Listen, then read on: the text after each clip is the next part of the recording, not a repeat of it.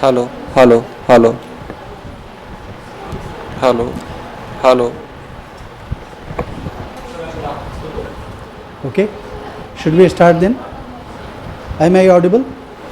There? Am I audible? Okay. So, very good afternoon to all of you. My namaskar, pranam to Acharya who is here. And let us pick up from yesterday where we had left. What kind of knowledge? That is the issue. Knowledge is fine, but what kind of knowledge? And what are the issues involved in the process of knowing, and the knower himself or herself, and the means which we apply to know. Okay? So, yesterday we discussed that whatever means we apply to know the object or reality, the knowledge is conditioned or structured with reference to or the kind of epistemological tool which we apply. Okay, so perception, inference, and many more such epistemological tools, verbal testimony we apply, and the knowledge which we gain is definitely specific to the means which we apply to know. So this is one aspect. Second aspect is there are different types of knowers also. Knowers are also not at the same level. So various levels are involved, and that's why some philosophical systems, and in Buddhism also, and particularly in Kashmir Shaivism, we have 7 categories of knowers. 7 categories. So the kind of knower or the type of knower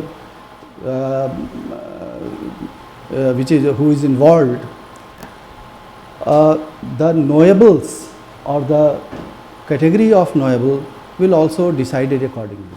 So there is one-to-one correspondence between knower, the type of knower, the kind of knower, and the class of knowables.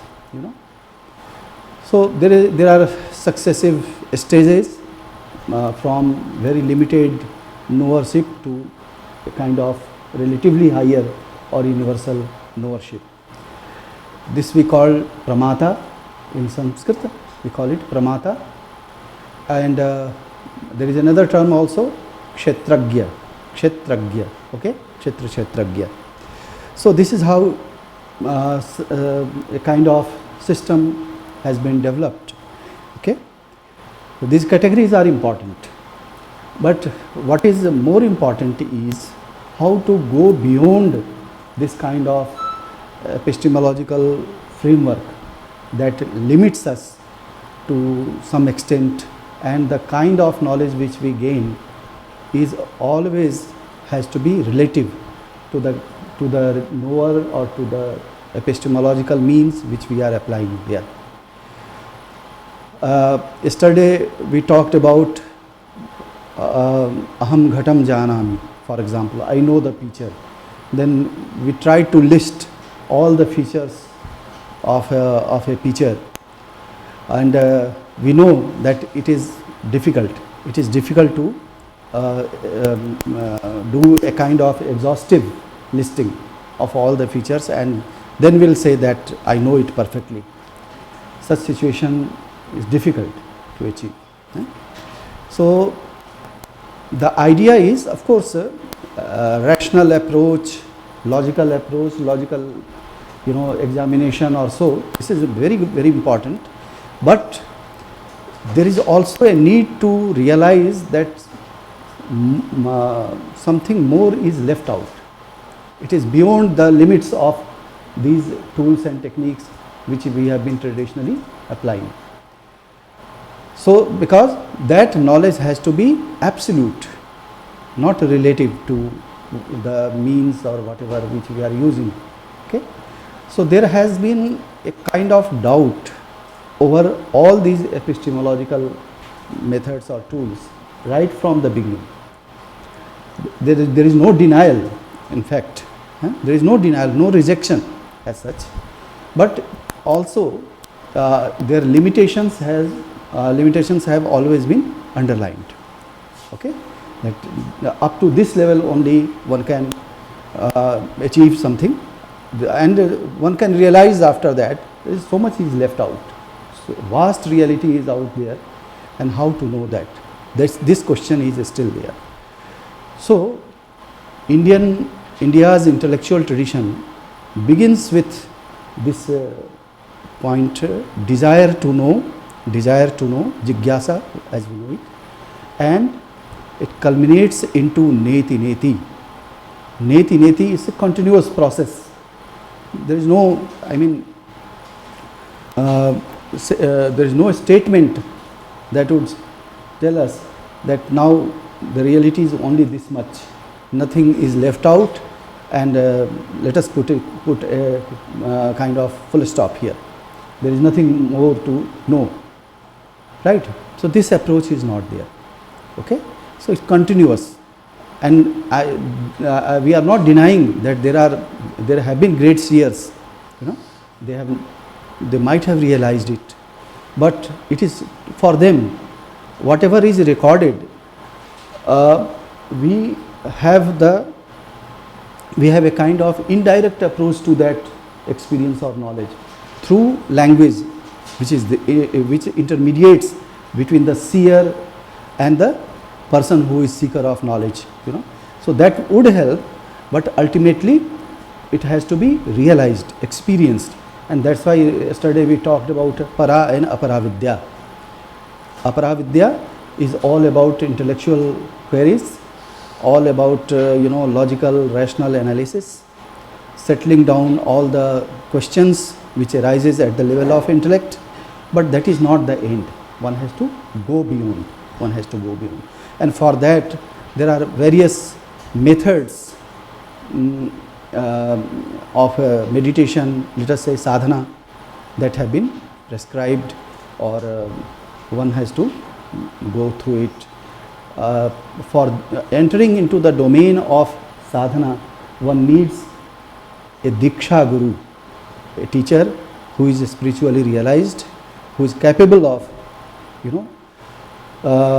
initiating the disciple, diksha जिसको कहते हैं, only then it can be processed further. So the point is, we are not denying whatever is rational, whatever is logical, but we are also not stopping ourselves to go beyond this, right? This approach you will find embedded in theories of meaning also, theory of knowledge also. Okay, and whenever you do literary analysis, you will see that poeticians would talk about something like cultivation of meaning. Meaning is not ultimate and final.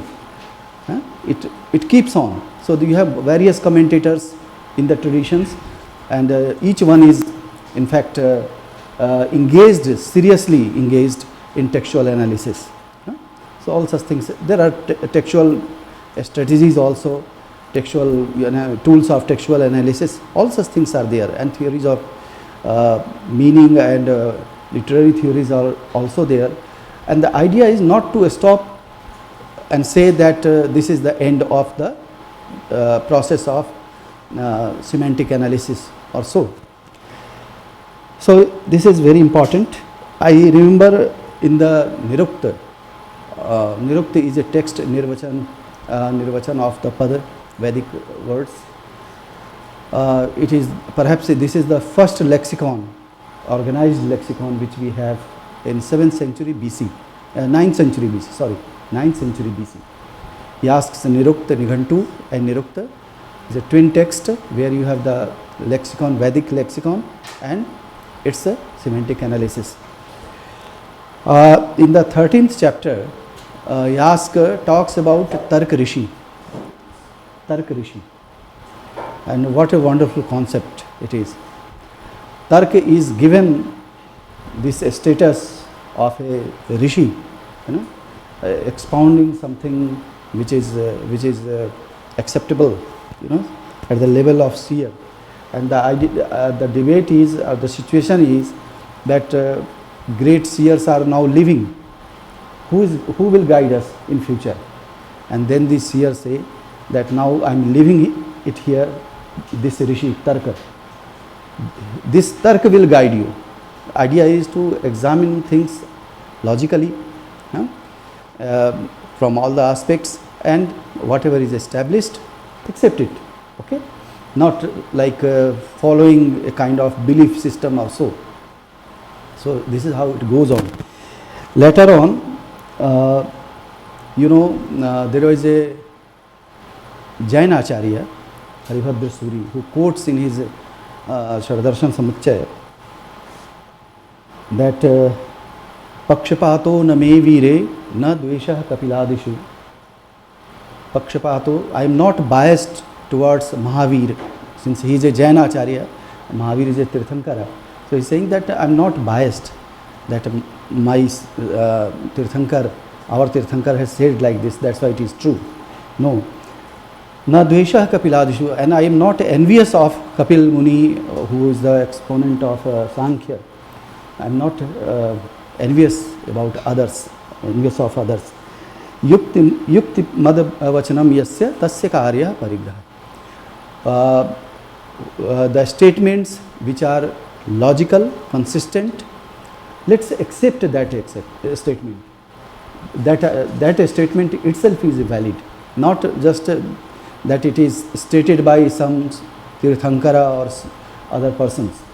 So whatever is logical, consistent, just accept it. So this is how it goes on, and there has always been an approach, what we call these days interdisciplinarity. So Shastras, as you know, they are structured in the form of Purvapaksha and Uttarapaksha, Siddhant exponents view, and the view other than this.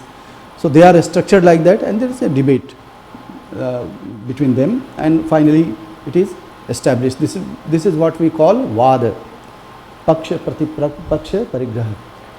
So this is Vada. Both the sides are engaged in establishing what is the truth. Let us examine and establish it. So here we see that what kind of interdisciplinarity, that one has to know the other thought systems as well, not just one thought system in which he or she is working, but other thought system as well. Bhartrihari in 5th century AD puts it very beautifully in his Vakyapadiye. Prajna vivekam labhate hinnai ragam darshanai kiyadva shakyam munnetum swatarkam anudhavata.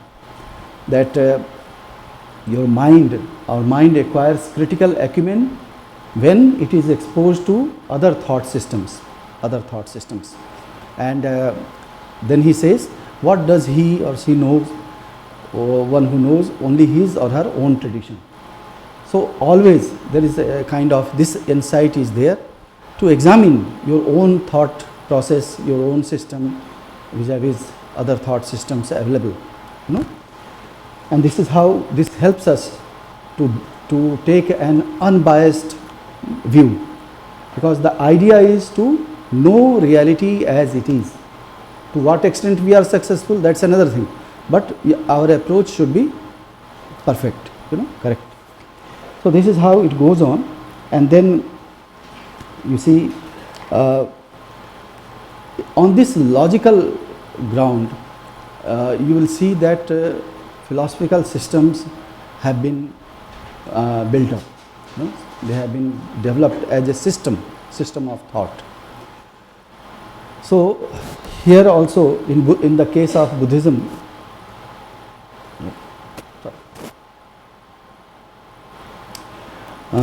you will see that these are in the first slide you will see some biographical details relating to Buddha. What is important is that his birth and the day of his birth, the day of his when he achieved enlightenment, and the day when he departed from this world, it was Vaishakha Purnima, same day, same cycle, Vaishakha Purnima. That's why it is very auspicious. And then, so Vaishakha Purnima, birth, Sambodhi and Nirvana, all three happened, took place the same tithi. Then there is a, yesterday we also talked about this Dharma Chakra Pravartana and Sakai Nirutya. So the approach is very liberal in a sense that if you want to expound the statement of Buddha or his philosophy, you are free to do it in your own respective languages or dialects, whatever you call it. So there is no restriction as such. Then this great events in his life, when he saw old man, then a diseased and a kind of dead person, and finally a mystic. So he could see, correlate it, that what is the ultimate liberation, where is the ultimate liberation. Maybe he found it in the mystic, okay, ultimately. Every philosophical system, in fact, has recorded that the world is full of suffering. World is full of suffering, and reasons are different. Okay, sometimes you say avidya, maya, whatever. Okay, why it is so? Because we are not able to see the world as it is. Okay, there is a kind of displaced kind of understanding of this world. So it appears something different, and we take it for granted that this appearance is the truth. So we need to examine whatever sensory perceptions we are receiving. We have to scrutinize, we have to examine them. What kind of, and our knowing senses are also having their own limitations. We cannot see everything, we cannot hear everything. Okay, so the kind of perception which we are creating of the world in our mind is always relative to these limitations of our knowing senses or whatever other tools are there. Buddha, Mahatma Buddha talked about Kshanabhangavad, that in no two successive moment the object is same. Do we see it happening because this is a continuous process, it continues. In no two successive moment the object is same, but we are not capable of capturing it, that what happened in two successive moment. Okay, so after a long period of time we can see the change, and this change is not a matter of one moment, it is a part of the continuous process. So all such things are involved. So there are limitations, of course, and idea is that to go beyond this, where these limitations do not obstruct our way. Now here you can see Tripitakas, very famous, nothing important. I'm sure you might be knowing about them, but this textual corpus is very important, because whatever we are going to discuss, it will emerge from here. It will emerge from here. You can see that there are 4 philosophical branches in Buddhism: Vaibhashika, then Sautrantika, then Yogachar, and then Madhyamika. And they have their 4 corresponding theories also: Sarvastivada, then Bahyarthanumeyavada, then Vijnanavada and Shunyavada. So corresponding. But all of them are in fact interpreting these texts. Nobody is saying that I'm expounding my own. Okay, they are saying that our interpretation, my interpretation is closer to what Buddha has said. And whatever Buddha has said, it has its origin elsewhere also. He is not the first person. Okay, he came in the lineage of thinkers. Okay, this is important. And no acharya, yesterday also we were talking about, no acharya in our tradition, no exponent in our tradition claims originality. Okay, they say that whatever I have received from the earlier traditions, and to extent I have received, because there is always a limitation or a specificity, so I am expounding it, okay, later on. So this is a continuous process. And yesterday we talked about parampara also. So whatever is recorded there in parampara, tradition, loosely translated as tradition, it sustains, it is never forgotten. This is the importance, because parampara takes it forth. Things are discussed again and again in the tradition. Whether you accept it or reject it doesn't matter, but it continues. So nothing is lost there. Yesterday we talked about dve vidye veditavye, that there are two knowledge disciplines worth to be knowing.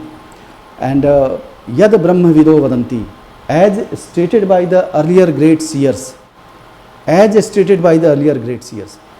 The acharya, the rishi would have said it, that I am going to explain it.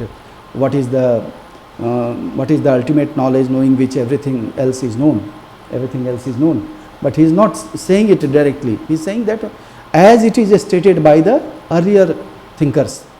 So it automatically connects with the tradition, the lineage of thinkers, that there are two knowledge disciplines, both are to be known. So this is how it goes on. And there you see Vinay Pitak, where niyama or the directives are given there, preaching for monks who are practicing monks, ethical and practical texts.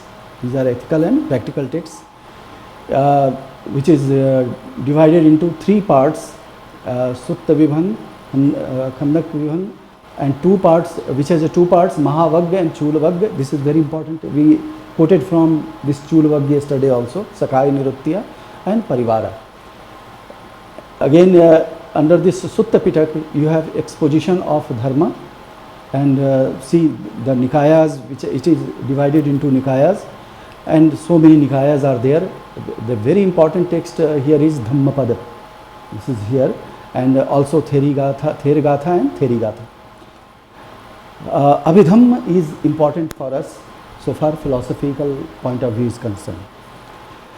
So this is a philosophical text, and Vasubandhu in his Abhidharma Kosha, he has elaborated why it is called Abhidharma. Why it is Abhidharma? In Pali it is Abhidhamma. Okay, Abhidhamma. So he says that Abhimuktah,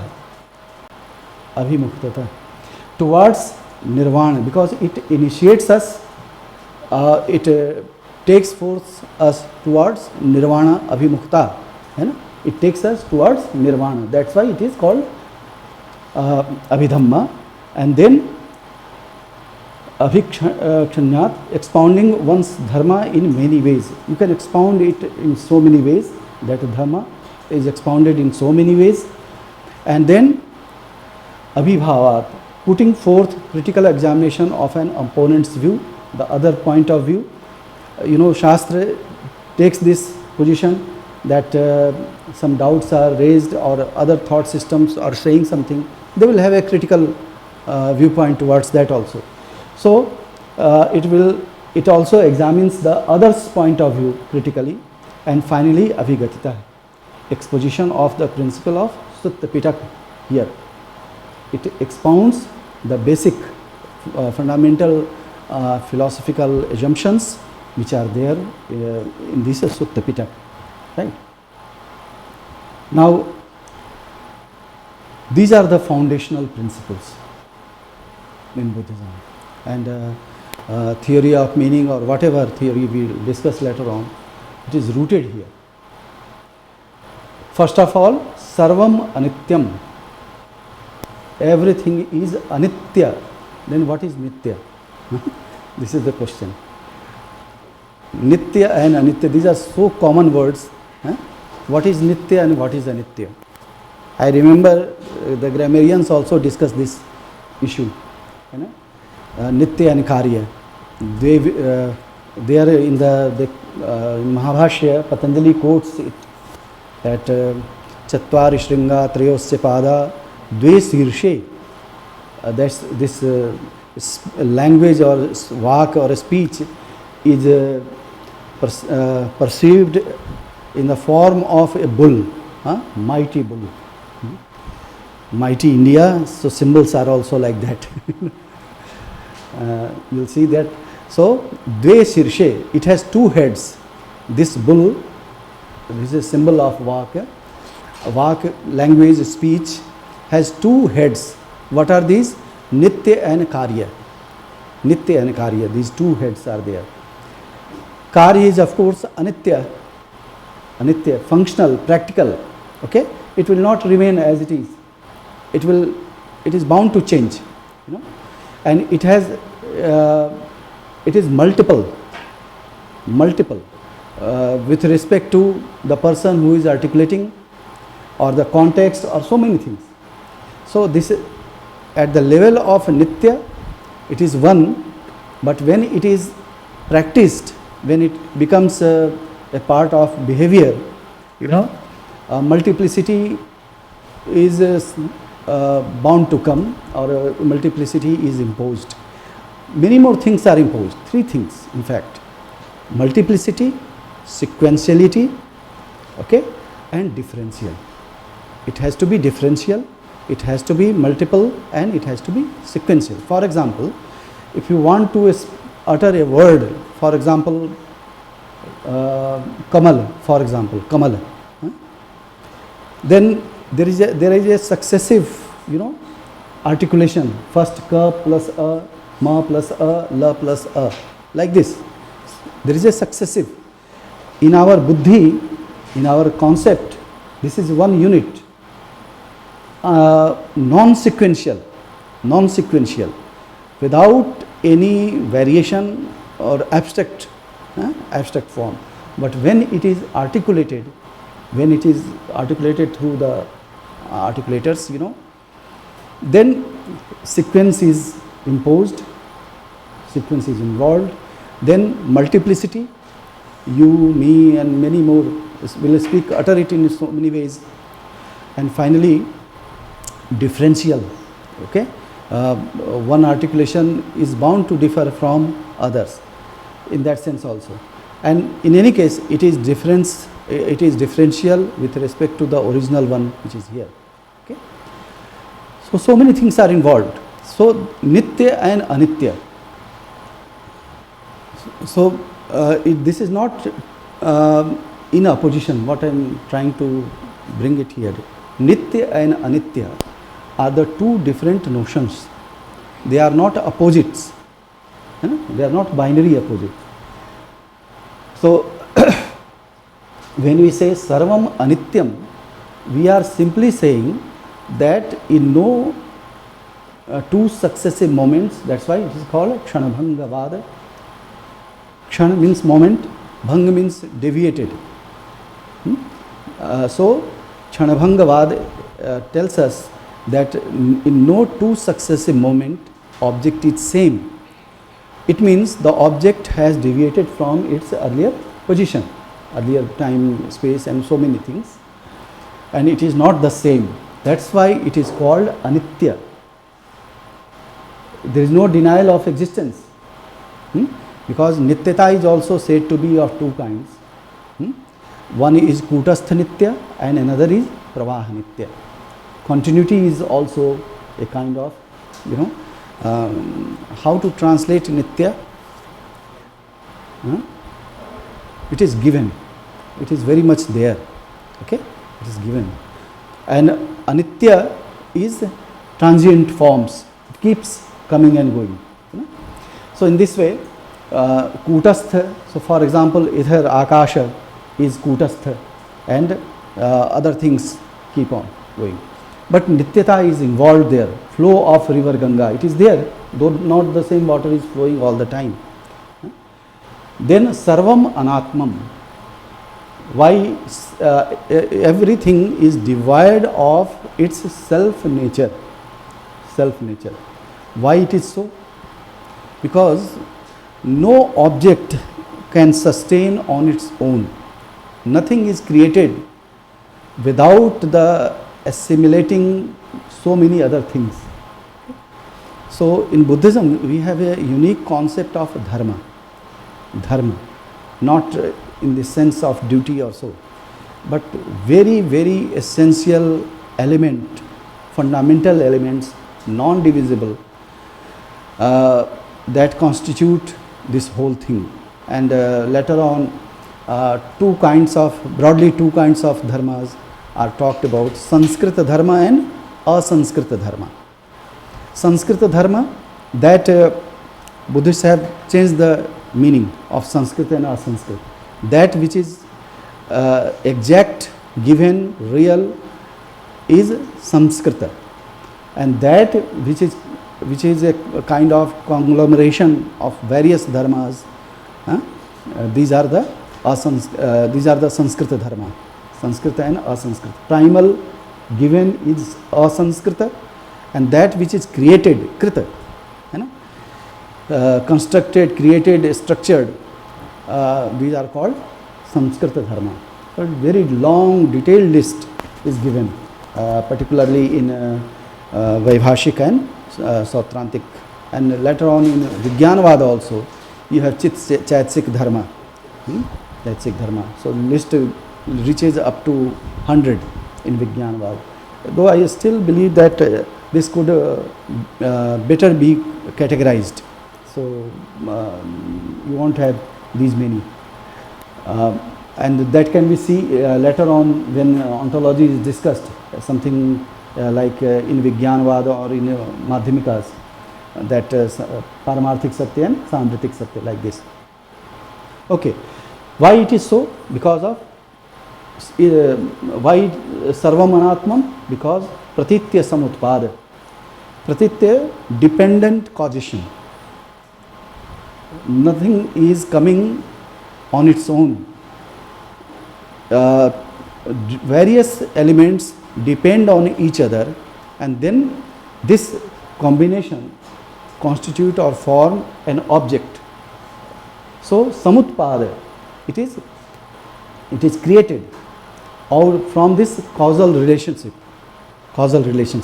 So whatever is caused or created by this cause and effect relationship will not have its own self nature. Okay, so many things are at work there, so it cannot be having its own nature. So Sarvam Anatmam. Please remember that Buddha is not denying Atma Tattva. Yesterday I think we made this point that he is simply denying the ontological status of Atman. However, it is very much there at the pragmatic level, because it is a combination of 5 skandhas, pancha skandha we talked about yesterday, and then Nirvanam Shantam. Nirvana, ultimate goal is to achieve this Nirvana. Out of all such efforts, this is achieved, and for that path is this Ashtangik path, Marga, eightfold path which Buddha has talked about. Okay, so these are the foundational principles. When we discussed theory of meaning also, you will find that how this serves as a foundation of that Buddhist theory of meaning, which is known as Apohavada. Apohavada.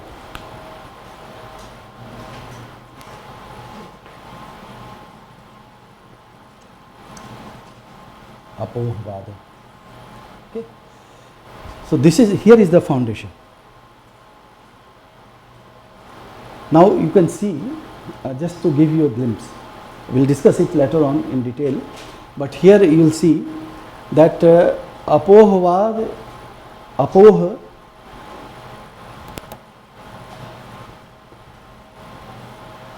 is all about logical contextual exclusion of the counter correlates, First of all, this is the theory that is operating at the level of shabda, and shabda word, language, is included under inference, anumana in Buddhism. So there are two means of knowledge, perception and inference. So shabda is included under anumana because a kind of mental processing is going on. That's why. So the moment somebody utters a word like cow, immediately our mind creates a counter correlate, and that is non-cow. That's why somebody asks you to bring the cow, you don't bring any other animal, you bring cow, because you know what is cow as well as you know what is non-cow. How cow is different from rest of the animals, rest of the objects in the world. So our mind creates a kind of counter correlates and then excludes it logically. Okay, logically. Why they are putting forth this kind of theory? One could have said that I know somebody utters a word and I understand its meaning. Okay, so this is the difficulty here.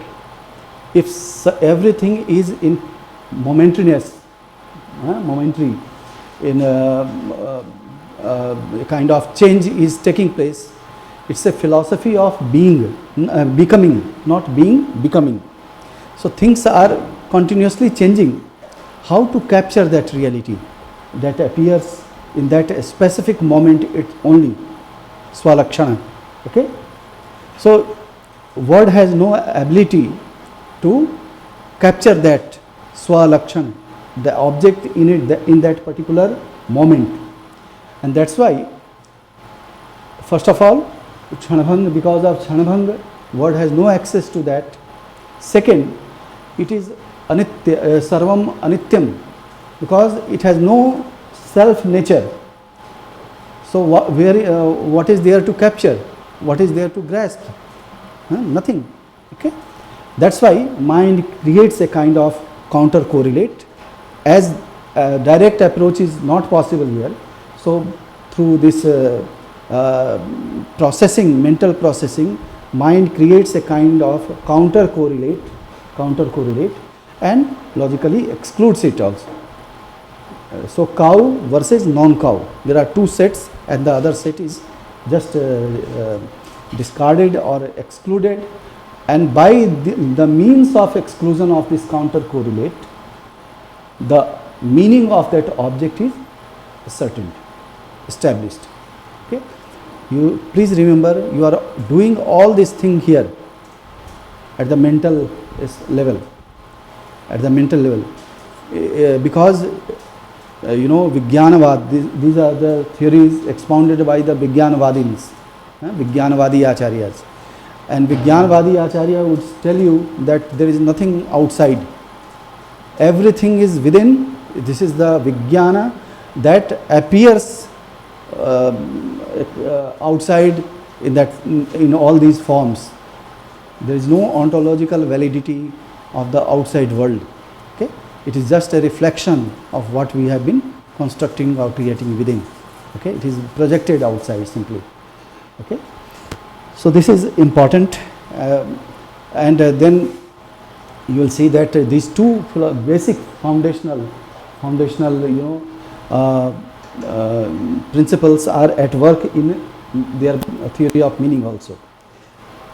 There are four noble truths, Arya Satya in Buddhism, and they are aligned in the along with the principle of Chikitsa. Okay, Chikitsa. So philosophy is also a kind of curative, therapeutic discipline. Grammar is also like that because it cures us from the impurity of speech, and philosophy, of course, spiritual, and Ayurveda, medicine from our physical, elements or so. So these are therapeutic values.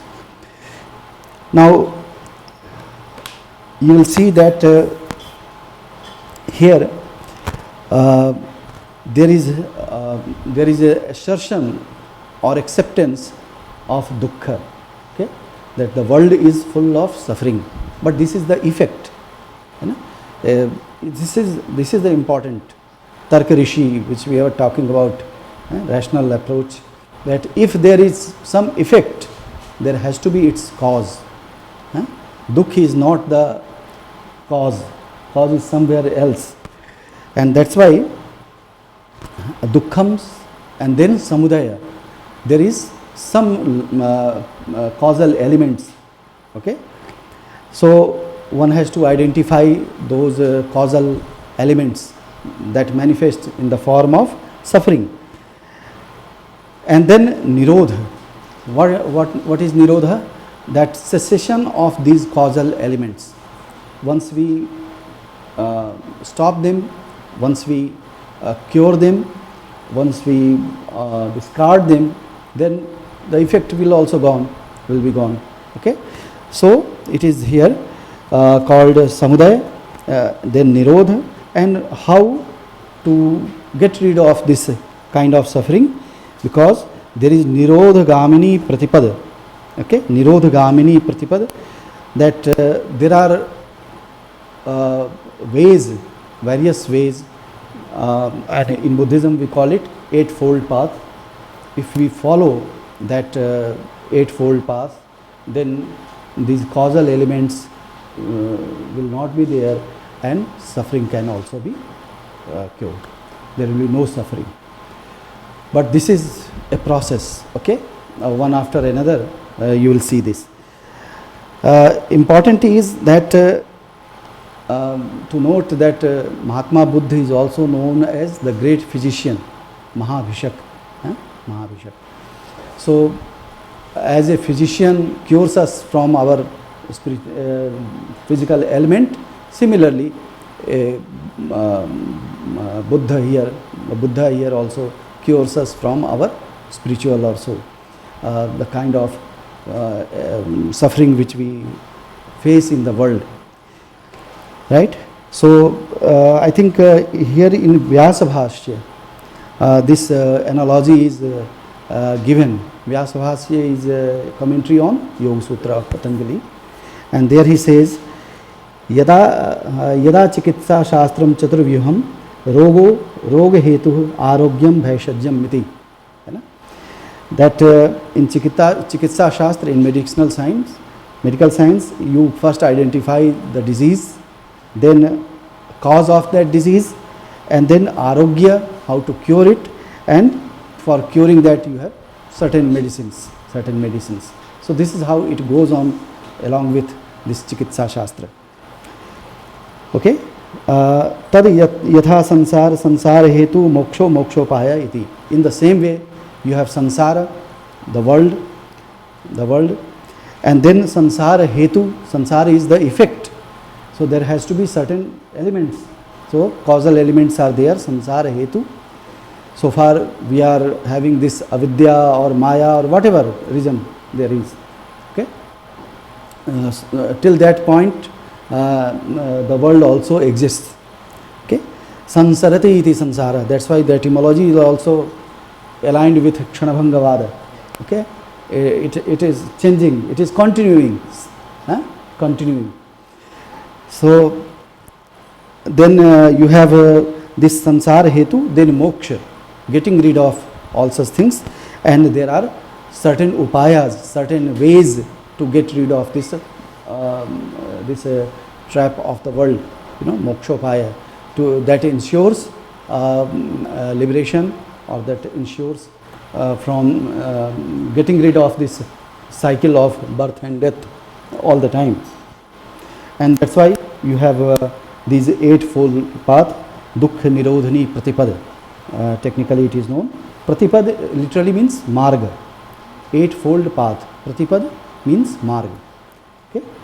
And here these three elements, Sheel, Pragya, Sheel and Samadhi.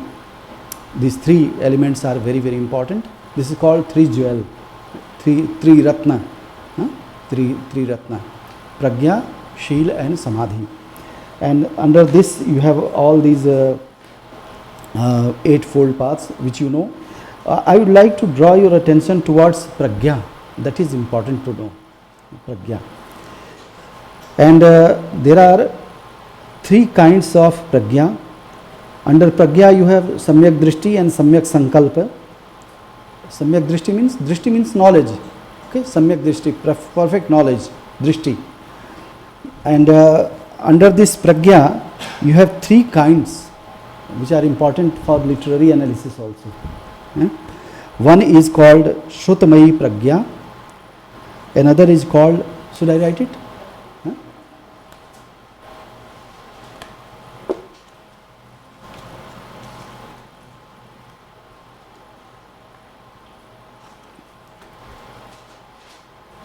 One is Shrutamayi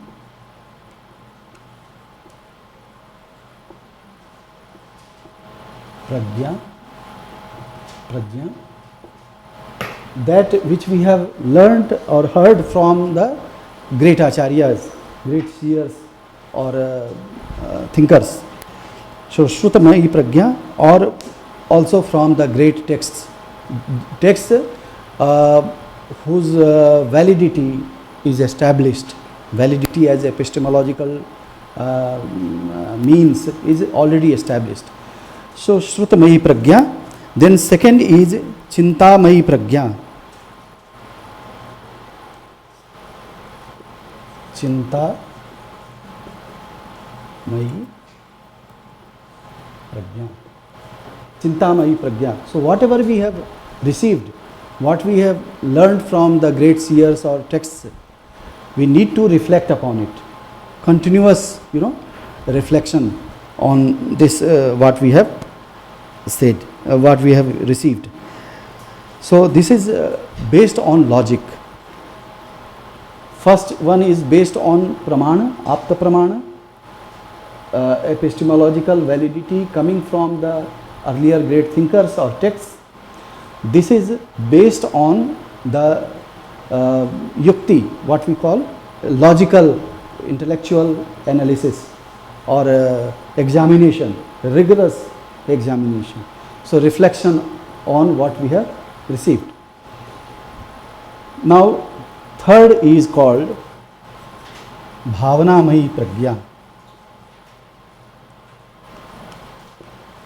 Bhavanamayi Pragya. Should we call it emotional intelligence? Emotional intelligence, maybe. Here it is more about this emerges out of samadhi. This samadhi janya pragya. Samadhi janya pragya. Okay. So here, starting from whatever we have received, okay, then reflection upon whatever we have received, and finally it becomes the part of our experiential domain. Experiential domain. In the same way, in Mahabhashya, Patanjali says, Chaturvishcha prakarer vidyopyukta bhavati. Char prakar se, in four ways, knowledge becomes, valid. Agam kalena, first of, see the parallel. Agam kalena. When we learn it from the acharyas, agam kalena. Second, swadhyaya. Swadhyaya kalena. When we reflect upon, when we make our own effort to understand it, swadhyaya. Swadhyaya anma pramadah. So this is very important. Whatever we have learned, let's keep discussing, reflecting upon it. Agam kalena, swadhyaya kalena. Third, what we are doing here, pravachan kalena.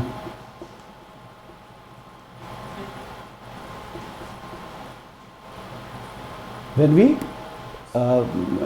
teach, when we expound it and disseminate this knowledge towards others, pravachan kalena.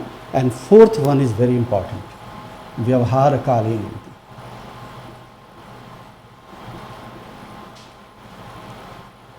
Vyavhar kalena, when it becomes the part of our behavior, when we apply this knowledge, whatever we have learnt in our vyavhar kalena, vyavhar kalena. So this is how knowledge becomes perfect. Or in the same way, you can see here, Shrutamayi Prajna, whatever we have learnt from earlier Acharya, Chintamayi Prajna, when we keep reflecting upon it, examining it from the various points of view, and finally it becomes the part of our Bhavana-mayi Prajna, it becomes a part of ourself. It transforms us from within, So, whatever is important, we talked about 3 levels. One, that the source is outside. Here, the source is outside you. Maybe a great teacher, maybe great text like Tripitakas, like statement of Mahatma Buddha or anyone. But important part is that to examine it. Yesterday we also talked about Attadipaho, that be your own light. So examine it. Whatever we have received, it has to be examined very critically, logically. Once, after very intense scrutiny, whatever is established, it is now beyond doubt, and it becomes a part of our self. Bhavana-mayi Prajna. Bhavana-mayi Prajna. It becomes the part of our own self, because this is the level of self-realization. Samadhi-janya prajna hai ye. This kind of intellect emerges out of meditation, deep trance meditation. So that's why it is important. Now, let me take you to Vijnanavada. Is there any question? First we'll take up. Yeah.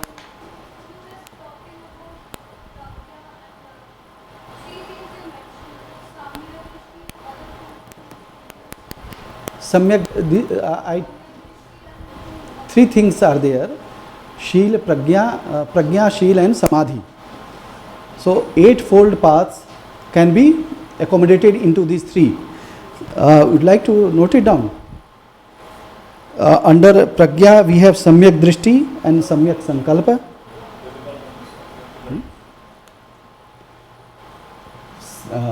Prajna.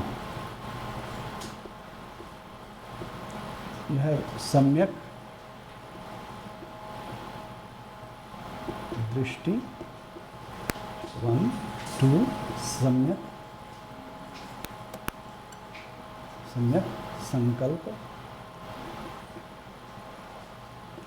Sankalpa, then Sheel,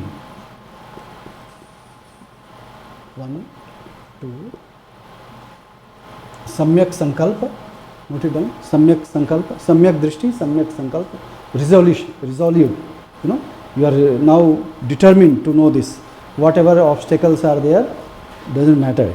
Okay, Samyak Sankalpa, and then you have Samyak Vak, Vacha, under this Samyak Vacha, and 4th, speech, Vacha, the text records it like Vacha, and Samyak Karmant, action, Karmant. Then 5th, Samyak Karmant. So Samyak Sankalp, Samyak Vak, Samyak Karmant, action.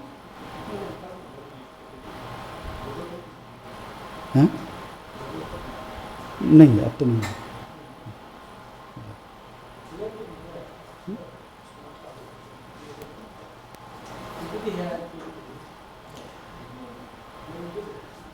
Then सम्यक व्यायाम,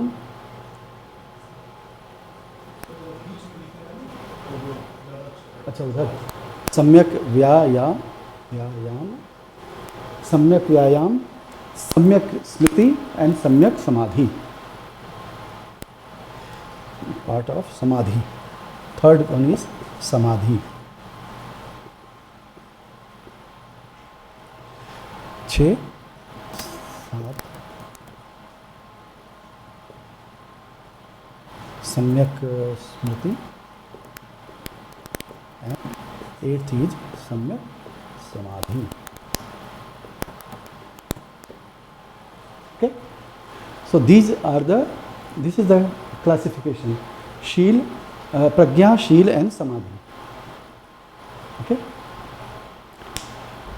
these are the eightfold paths. Samyak smriti, that memory of maybe the previous life or the previous Buddhas. That's why in Bauddha yoga, sir, it is called the yoga of 6 limbs, Shatanga yoga. So 5 are common, yam, niyam, asan are not enumerated, but instead of that we have here anusmriti. So samyak smriti, yes, any difficult? Number 5 is samyak karmant. It's a repetition, that's why I put it there. Samyak karmant. Huh? Karmant, huh?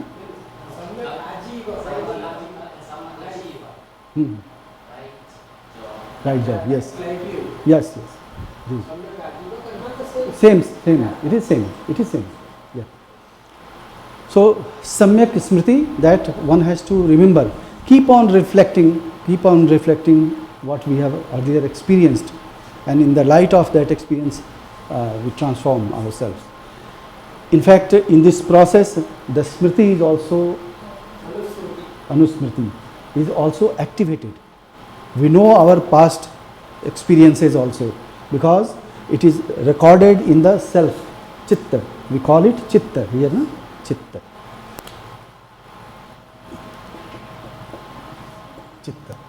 Okay. So whatever experience, yes, any difficulty? 6th is vyayam, samyak vyayam. 7th is samyak smriti. 6th to 8 come under samadhi. Right? 6, 7, 8, yes. Under samadhi. So this is a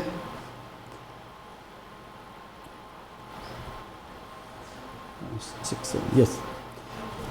Samyak, sorry, yeah, I missed it here, na? Ajiva.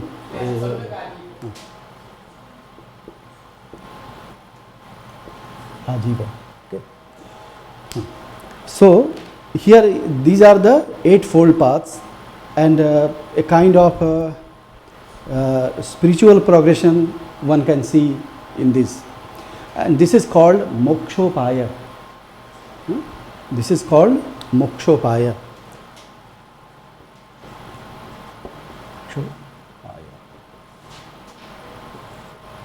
These are the margas, these are the paths, these are also the efforts. Upaya means effort, you take effort.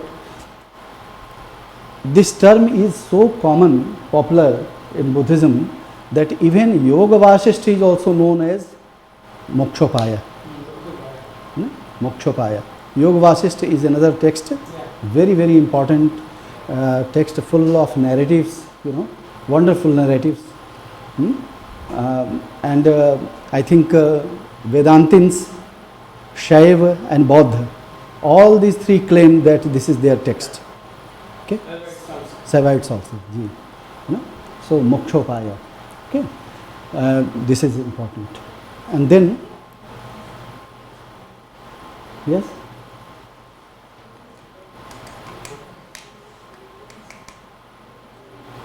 Okay? Now, when you come to this theory of meaning, two philosophical schools are very, very important for us. Now, we are trying to limit it because there are four philosophical schools: Vaibhashika, Sautrantika, Yogachar and Madhyamika. So for us, these two schools, Yogachar and Madhyamikas, are important. Now, see this. Vijnana and Vijnanavada and Shunyavada.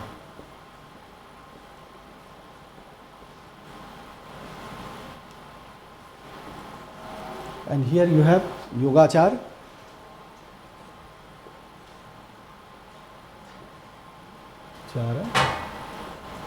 and here you have Madhyamikas.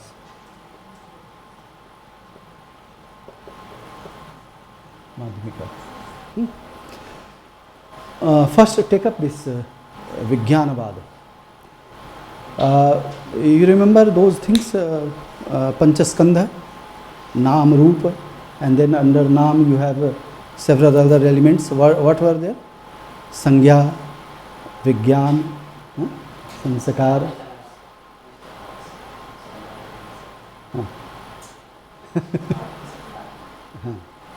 Four under name, and anyone remember? No?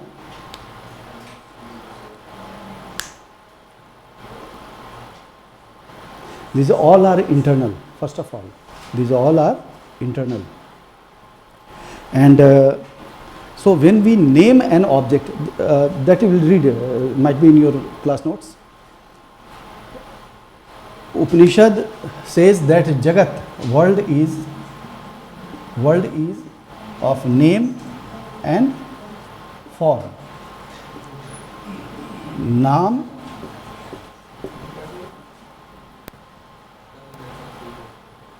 Nama and Rupa.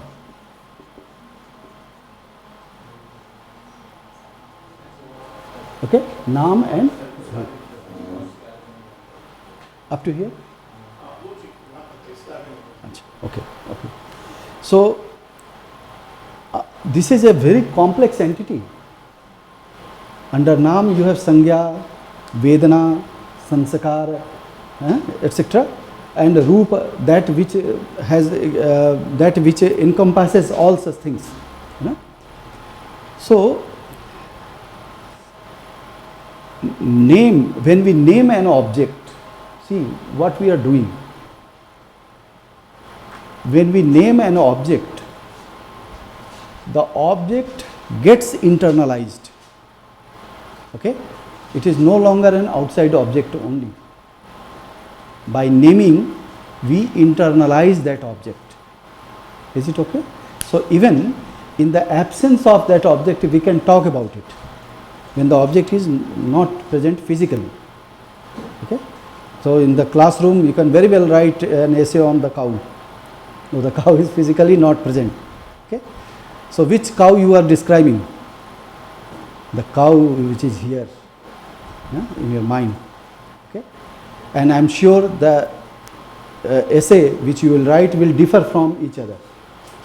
So you are analyzing your perception, the way your mind has recorded it. Okay? So at one level it is common, but at another level this is a specific as well. Right? Specific as well. So both jati and vyakti, individual as well as class, both are important here. Now, second thing, we internalize that object, that's another thing, and it becomes the part of our psyche. At the same time, when we internalize it in the form of a linguistic unit, it also differs from rest of the other objects.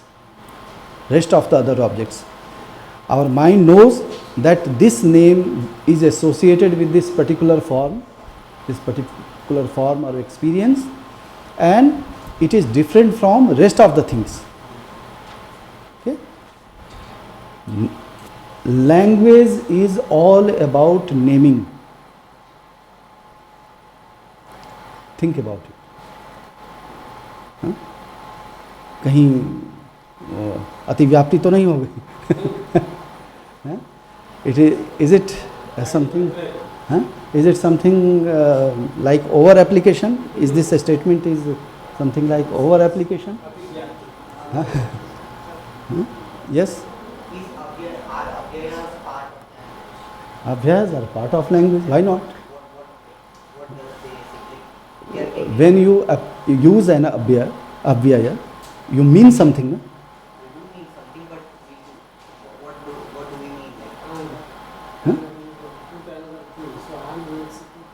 You without having any meaning, how can you apply it? You are going to say something. But it's an intuition. It's not anything. Not giving a specific vyakti or jati. No. Vyakti or jati is a different thing. But here there are other elements also. No, naam, akhyat, upsarga, nipata. You know, upsargas are also like affixes, but it modifies whatever is there. They modify it. Upsargas do like this. So direction is the meaning. The meaning is direction, the state of being. All such things are there. Broadly, what happens? There are two basic elements in language: naam and akhyat. Right? Naam and akhyat. Other things may fall into it. Naam, any object, internal, external, whatever, and akhyat is the verb. But what does the verb signify? A state of that being, no? A state of being. You know? You describe its state in verb. Okay? So these two are the primal categories. That's why Panini, a great grammarian, has a definition of pada. Sup tingantam padam. Subant is nominal, tingant is verbal. Right? So these two things. So we do not realize an object. Should I write it?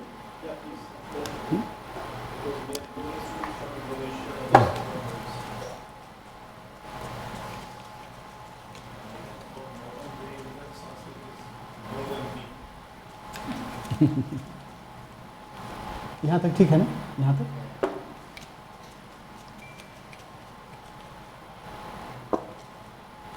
पूरा ठीक है sir. यहाँ तक ठीक है. हाँ. Okay.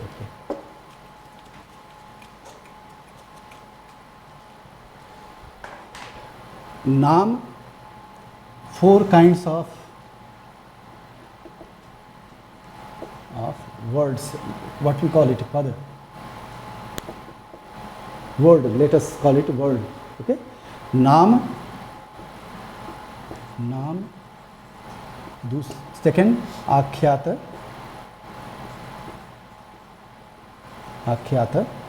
Third is upsarga. Yes. Akhyata, upasarga, and fourth is nipata. So four types of pada. We are more concerned about these two, right?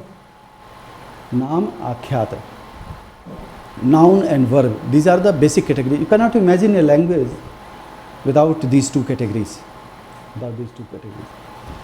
Now tell me, there is one popular misconception again. Which comes first, language or grammar?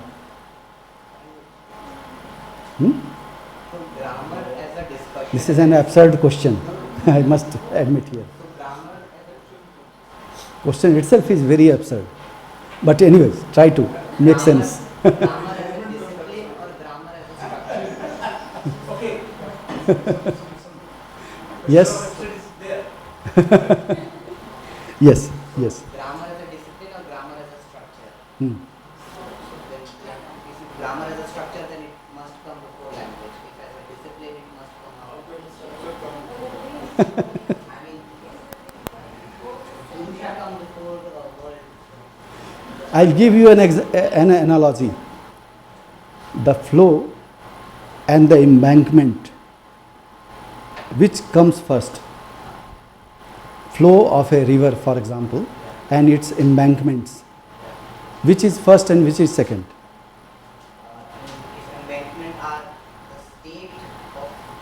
if we name that particular This is the flow that creates along simultaneously. So grammar and language cannot be separated. First important thing is that there cannot be a case that there is language and there is no grammar. Okay? Grammar. Yes. I am coming to that. Yes, I am coming to that. Yes. So this is the idea. Is if language is a structured entity, when we apply to know the reality, when we apply language to know reality, does it not structure reality also? Then all our knowledge, linguistic knowledge, is doubtful. Doubtful. It's a matter of scrutiny. Since it is a structuring reality, not presenting reality as it is, but it is structuring reality for us. It creates a kind of heterocosm, a kind of alternate linguistic reality. Okay?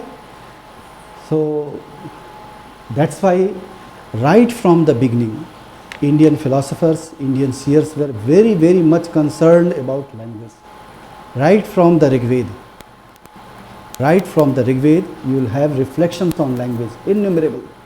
There are certain suktas dedicated to language. Vagambrini Sukta, for example, Vak Sukta, as it is popularly known. And the mantras of sage Dirghtama says that Gaurir Mimaye Salilani Takshati Ekapadi Dvipadi Sa Chatushpadi. So language, it fashions out reality, many-fold reality in front of us. Okay? Out of that vast ocean, reality is like the vast ocean, and what this speech is doing in that, it is creating forms. Out of that ocean, it is creating forms like waves, bubbles, ripples. So many forms are being created there. Now, what is the role of these names? The names are gone. Name. Through these names have two functions. First, it veils the reality. First of all, it veils the reality. Second, that it makes reality cognizable. So difficult. You can't help. You can't help. Otherwise, how can you deal with these multiple forms? How these forms are realized, cognized at all? Yeah? Cognizable. When we have a word for that object, then we cognize it also. It's a means of cognition. So three things now, and then I think sir will take over.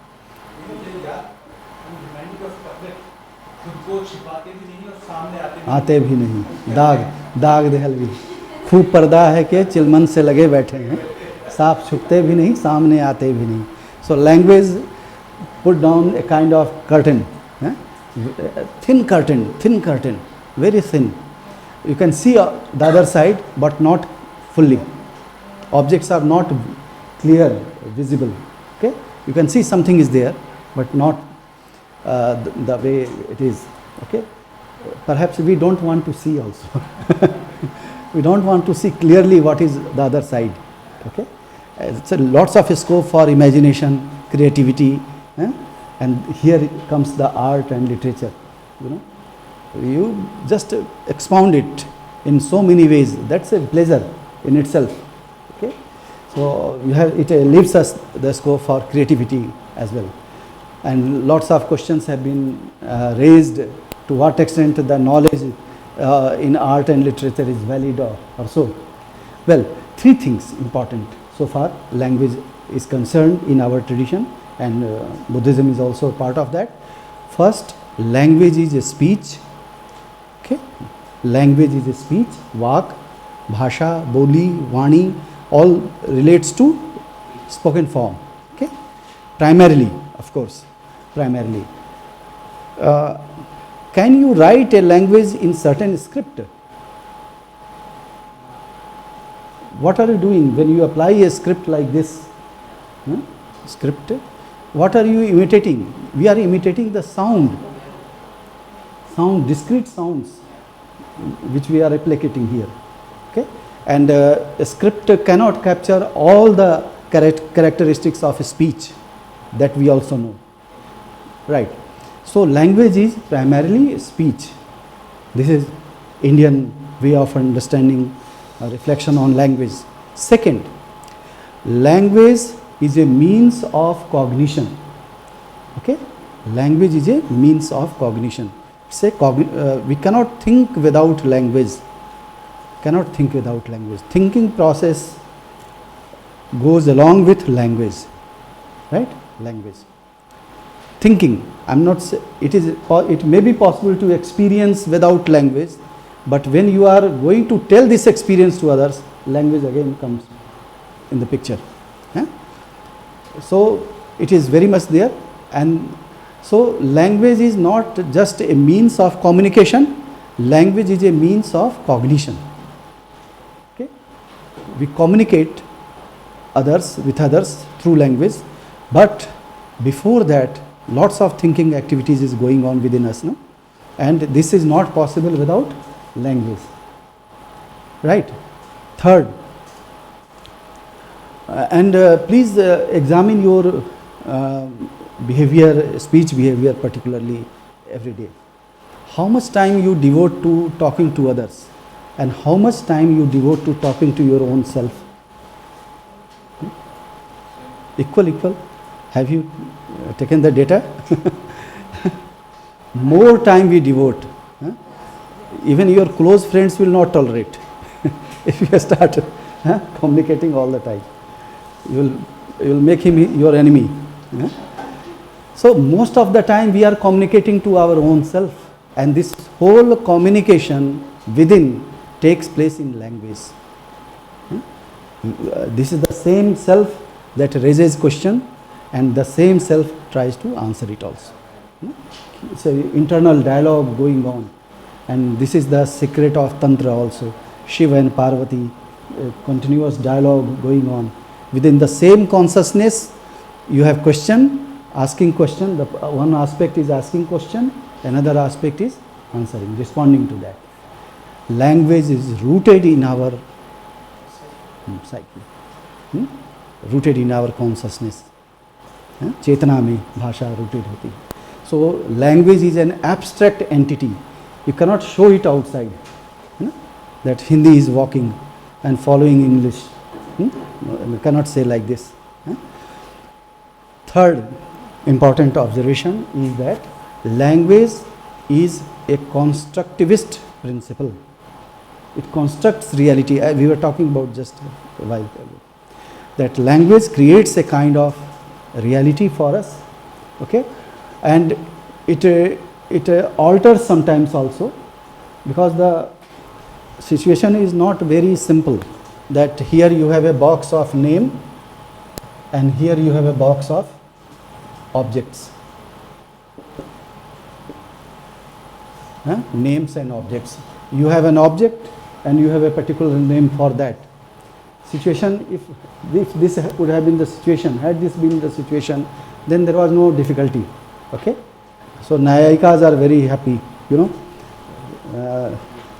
that Geyatvam Avidheyatvam Padartha Prameyatvam Padartha Samanya Lakshanam. This is what they call Padartha, Pad plus Artha, Padartha Samanya Lakshanam, right?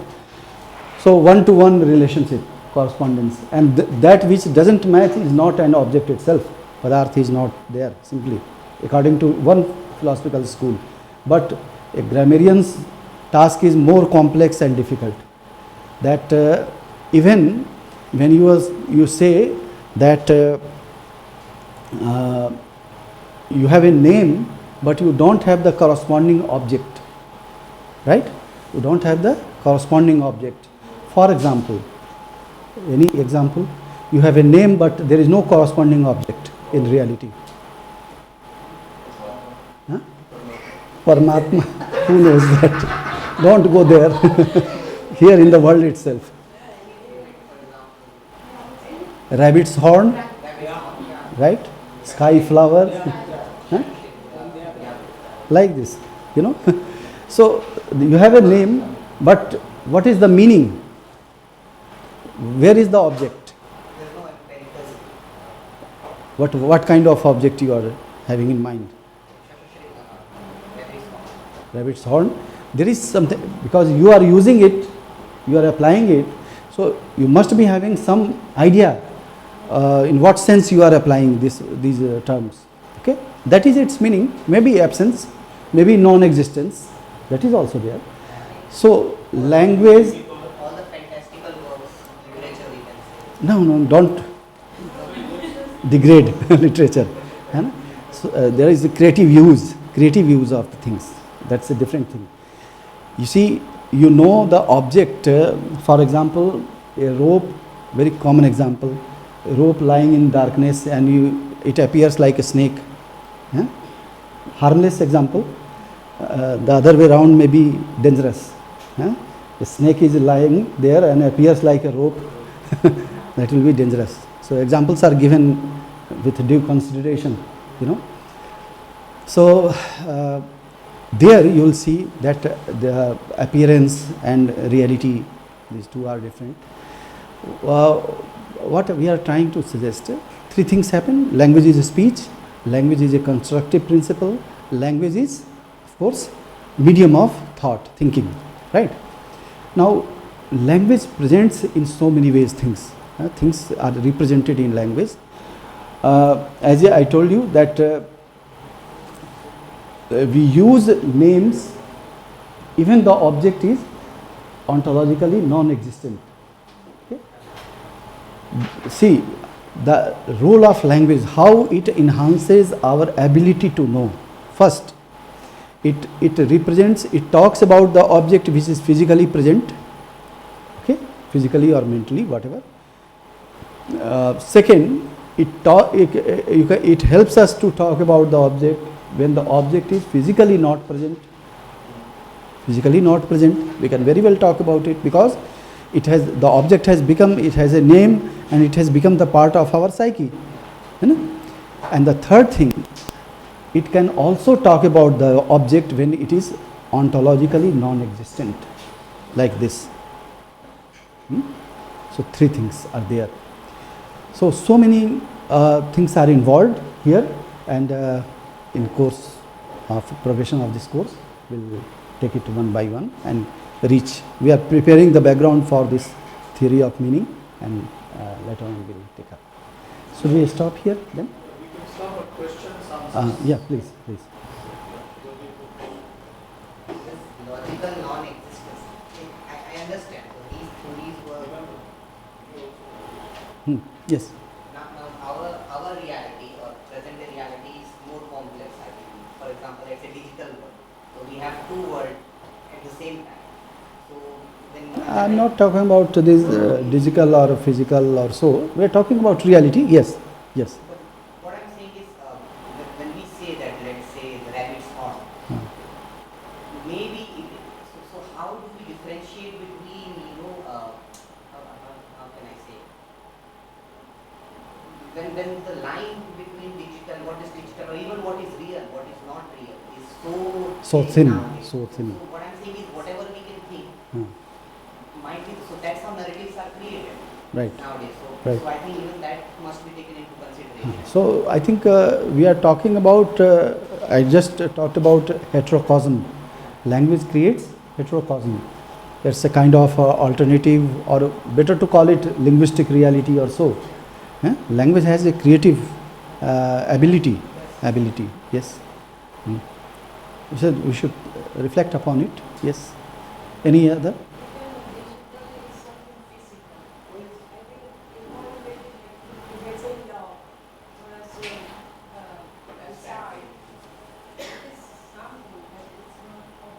Think about it. Yes, we are not going to get the perfect answer here. But let's reflect. Yes, anything, any other question? Yep. To acquire any language, do we need to have like a grammatical instructions to acquire a language? I didn't get your question. Like if someone wants to acquire knowledge, For knowledge, yes. no, not knowledge, language. Huh. So does he needs to be given proper grammatical instructions? There is a notion, and very right, that grammar is internalized. We have native language, native speakers' ability or competence. A child is born, at the age of 3, child speaks perfectly. So there is a kind of internalized grammar, internalized grammar. So that's why I am saying that when you are using language, grammar is already there. We learn it later on, that's another thing, but it's part of the whole system. But the basic structure is acquired by him only. Yes, it's a quite a natural process. It's quite a natural. We are born with this kind of ability. Just like the birds fly, we speak. It's so common. The ability is very much there, but it manifests when we have better control over our muscles, and so it gets manifested. Otherwise, it is within us. Anything else? You had one more question. What did you ask? Nastic and About this book. Okay, next time. No, we had asked a question. I think he's forgetting. Hmm. In Nastic and Astika, you had explained it yesterday. His question is that in own book also you have classified it as Nastic and Astika. I have given the source. This is not my contribution. Don't blame me. I have given the source there. Yes. But understanding also gets more at that time. Should we stop them? Huh? Any more questions? Yeah. So you mentioned about self-nothing, and you said that nothing exists on its alone self, which means every piece of knowledge is either derived from some knowledge or it's a pre-existing knowledge that gives rise to a new kind of knowledge. So my question is, if we consider this, so can we say that nothing is no kind of knowledge is real, and then every kind of knowledge that exists to us is open to interpretation, even the words of the Veda or Mishra or Nobody is going to stop you doing that. You can reinterpret it, definitely, because when we learn it, when we know it, we try to understand, isn't it? And interpretation is one of the ways to do that, right? So you can very well, but there are mechanisms, there are rules, principles to interpret. Any interpretation is valid, provided one, it is not in contradiction with the text. Okay, not in contradiction with the text. Second, it is not self-contradictory, right? So if your interpretation is consistent, well, accepted, right? So, but this is not to say that nothing new can be created. There is immense possibility. So if everything is codependent on each other, is anything real? This is the question that we have received it, and we keep on reflecting about it, and then finally whatever we try to grasp or whatever is established, then you will be accepting it. No? So it's a continuous process, definitely. So if we say the name has to, name can refer, or the referent could be non-existent, let's say, we are saying that. Mhm. But that name has to adhere to grammatical principles, right? It cannot be a sadhu shabda, it has to be sadhu. Sadhu, that's a different debate in Mahabhashya, Patanjali. Words are two kinds, sadhu and asadhu, right? Please pay attention to this. These are the two categories of word, right? Word has two forms, sadhu word and asadhu word. Each sadhu word has multiple asadhu words, right? Multiple way of articulating it also. And in different regions you'll have those regional variations. So Goni, Gopa, Gopatalika, etc. all such things are discussed there. But important thing is that both are shabda. So, and what is the definition of shabda there?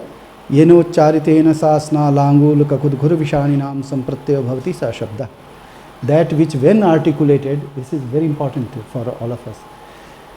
That which when articulated brings the cognition of the object into the hearer's mind is a shabda. Shabda. So both sadhu is also shabda because it helps us to know. Asadhu is also a word. It also gives some idea. It is also meaningful, not insignificant or meaningless. So both are shabda, right? So we are talking about all sorts of shabda or language.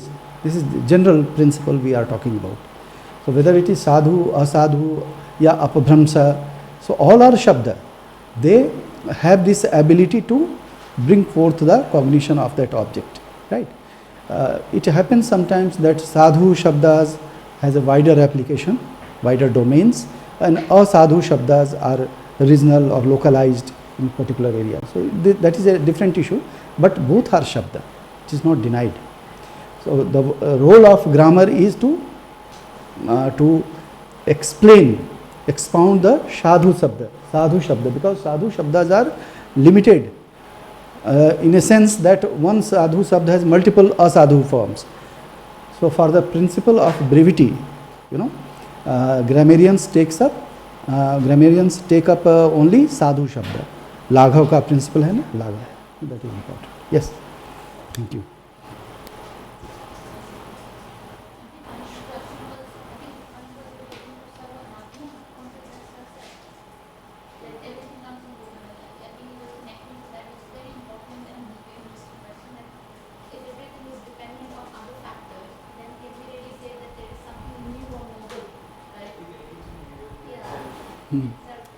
If you are at this level, nothing is real. The idea is to transcend it. Transcend. Can refer to a state of mind. We do refer to a state of mind. So if I say, Our mind has to be trained. for example, let's say the state of confusion. If I say something which is not clear, so there is a state of confusion. So can I say that this refers? It's called sanshaya.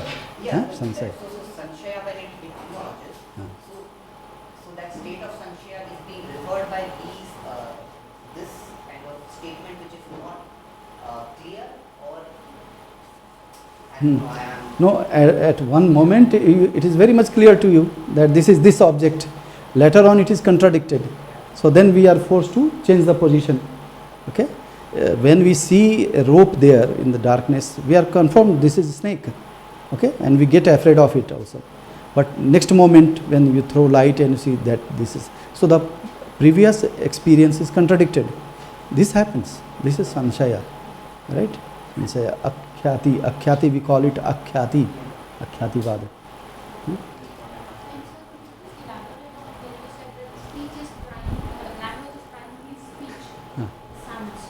Speech sound. Abstract in the sense that it is rooted there in our consciousness within us, right? And it is realized only when it is articulated, realized by others, right? Within, speech is going on.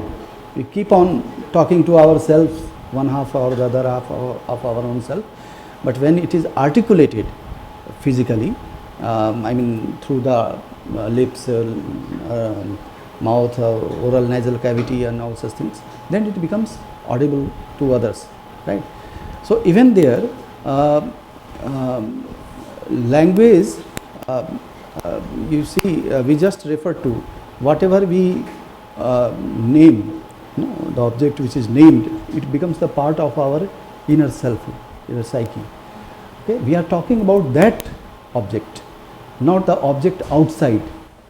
because language has no access to the individual which is out there, but a kind of conceptual construct, and by observation or by given ability within us as human being or so. I'm asking this question because you must be aware in the mathematical academy, there is one word where when the language is spoken about the word, it does not make a distinction between the sounds or the concepts. Both are included in the language.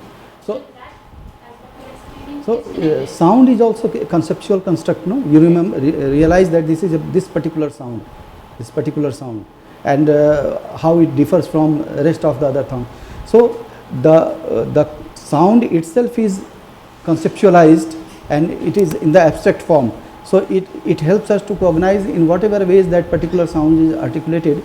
We recognize it, that this sound is articulated, fast tempo or slow or so. So that is, so that both are conceptual. Remember, sound as well as meaning, both are the part of our what we call conceptual, cognitive. Fine. Thank you very much. Thank